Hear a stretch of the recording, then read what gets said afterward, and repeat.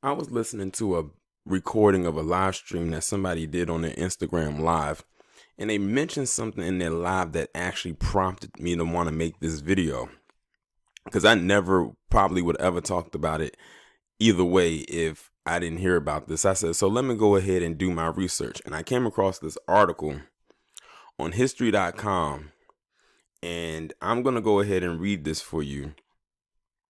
And just the details alone of what I have seen so far, what we're going through right now is going to probably be, I don't want to sound, I'm going to be as realistic as I possibly can.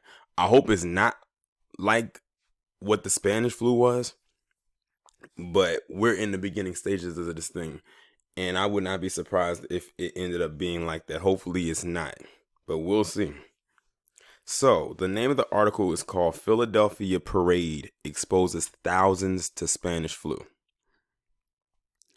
On September 28th, 1918, a Liberty Loan parade in Philadelphia prompts a huge outbreak of Spanish flu in the city. Now, this is why many people are saying that they don't need to reopen the economy so soon because of the fear that could happen with this. Because naturally, people are probably going to go out in the streets and they're going to celebrate and have all types of little parties and whatnot. And with it being close to the summer, that's all people are going to want to do. And it's going to really increase those numbers. And now listen to this next part. This next part right here is what really got me. By the time the pandemic ended, which is the Spanish flu as a whole, an estimated 20 to 50 million people were dead worldwide. Let me say that again. By the time the pandemic ended, an estimated of 20 to 50 million people were dead worldwide.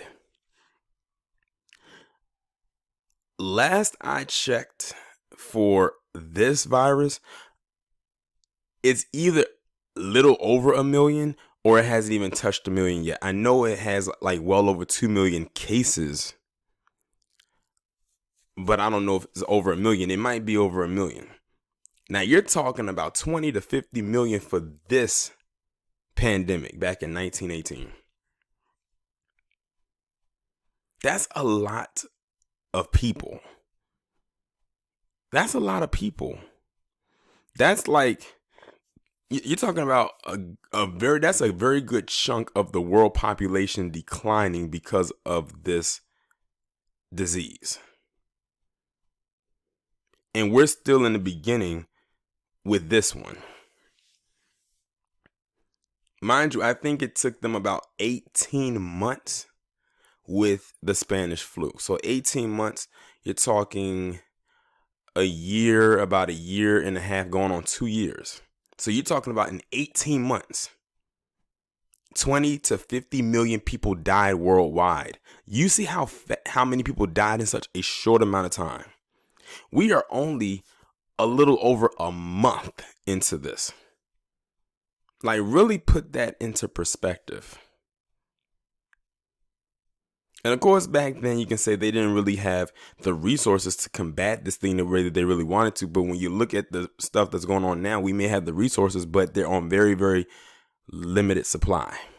That to the point where we might as well not even have it at this point.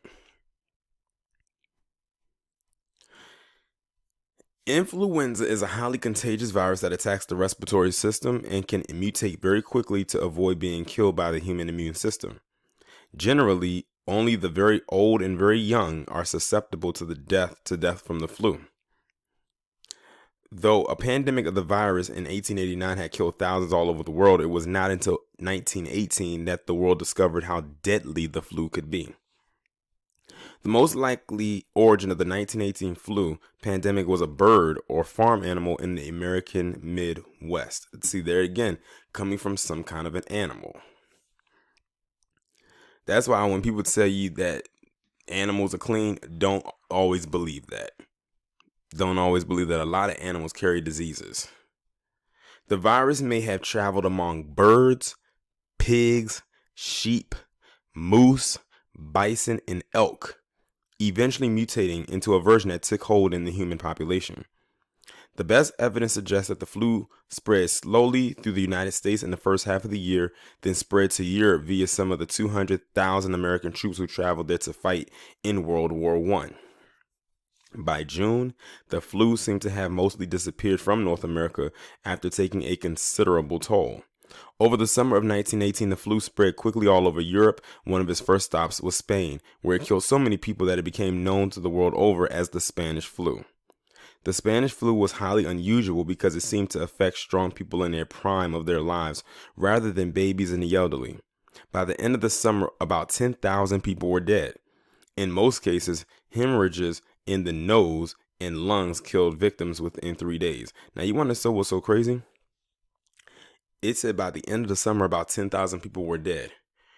We have more cases here in the States in 1 month than they had over the course of 3.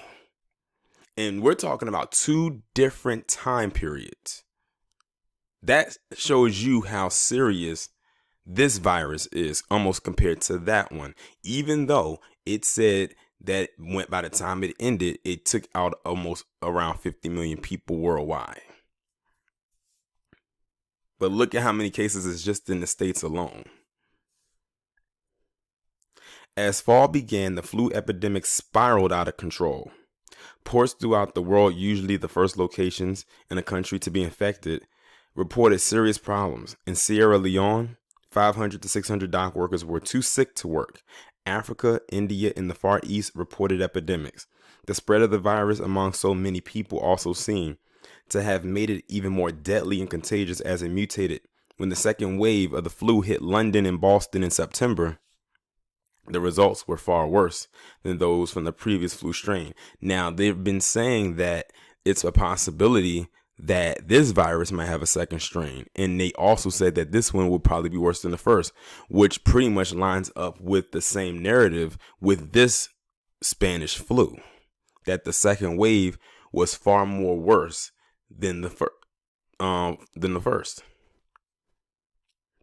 12,000 soldiers in Massachusetts came down with the flu in mid-September. Each division of the armed services was reporting hundreds of deaths each week due to the flu.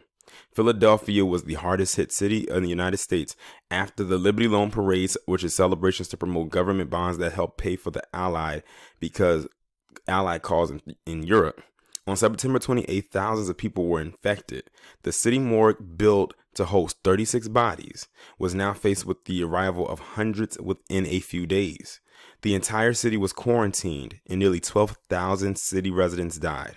Overall, in the United States, 5 out of every 1,000 people fell victim to the flu. That's a lot of people. Well, not really. But it's still a lot of people. For that time period, yeah. In the rest of the world, the death toll was much worse. In Latin America, 10 out of every 1,000 people died. In Africa, it was 15 per 1,000. And in Asia, it was as high as 35 per 1,000. It is estimated that up to 20 million people perished in India alone. 10% of the entire population of Tahiti died within 3 weeks. In Western Samoa, 20% of the population died. More people died from the flu, the Spanish flu, from all the battles of World War I combined. That is insane. I'm so glad that I actually came across that piece that person was talking about in that video that prompted me to find this, that makes me want to record this. Because that's scary when you think about it. And like I told you, that was back in 1918. We are currently in 2020. We are a little over a month into this thing, and it does not look like it's slowing down. I've even heard reports where they said that we still haven't even hit the peak of this thing yet. Like no place has. And that's scary because a peak is just basically a plateau. Like I've said before, it hasn't reached that, which means that the numbers are still rising. They haven't hit a point where they can't go any higher. Now, they said we was going to reach the peak. What was it, 2 weeks ago, I believe it was? And here we are, still no peak. But they want to open up businesses and everything like that. I just gave you an example of what happened when they did that and had that parade and more people got infected. But see, they're so greedy that they're willing to sacrifice, like Lieutenant Dan said, and even 45. They're willing to sacrifice people to do that. But guess what? Without the people, you don't have an economy. And even if you did open all this stuff back up, people are going to be slow to go back out and patronize these businesses. I actually saw a clip where places were opened up in Atlanta and everything like that, or in Georgia, because they were able to open back up this past Friday. It wasn't a lot of people out there from what I saw. Like, people are like not falling for it. They're like, look, we going to let this thing ride the wave and we're going to let it pass, and then we'll come out when we're ready. So in my opinion, that was a fail. They should have just waited like everybody else. But some people don't learn from history. But history right now, as I can see it, is definitely repeating itself, as it usually and always does. Y'all let me know what y'all think about this down in the comments. Like, share, subscribe. Follow me on Twitter. Have your notifications turned on. I'll talk to you in the next one.